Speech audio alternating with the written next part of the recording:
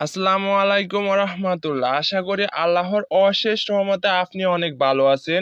আজকে এই পর্যায়ে আলোচনা করব কিভাবে ইমোতে হাই কোয়ালিটি এইচডি ফটোস অন্যের কাছে সেন্ড করবেন, এই নিয়ে সম্পূর্ণ ভিডিওটি। তো ভিডিওটি শুরু করার আগে তোমাদের কাছে একটা রিকোয়েস্ট, যারা আমার চ্যানেলে নতুন তারা অবশ্যই আমার চ্যানেলটি সাবস্ক্রাইব করবেন।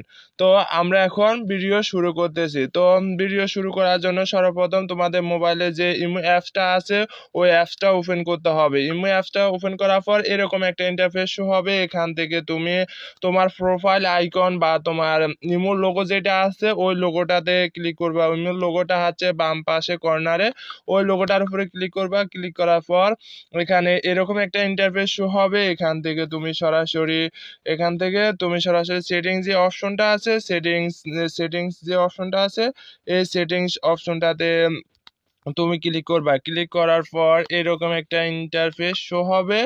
এখান থেকে দেখতে পাচ্ছ notification function chat struggle of data যে অপশনটা আছে তোমরা দেখতে পাচ্ছ, আমি তোমাদেরকে দেখিয়ে দিচ্ছি। স্ট্রাগল অর ডাটা এই অপশনটাতে তোমরা ক্লিক করবা।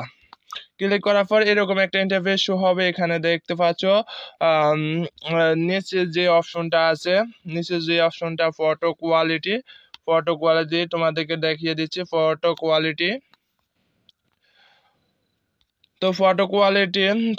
আপলোড কোয়ালিটি এই অপশনটাতে ক্লিক করবা। এই অপশনটাতে ক্লিক করার পর তিনটা অপশন চলে আসছে, auto, data server, high quality.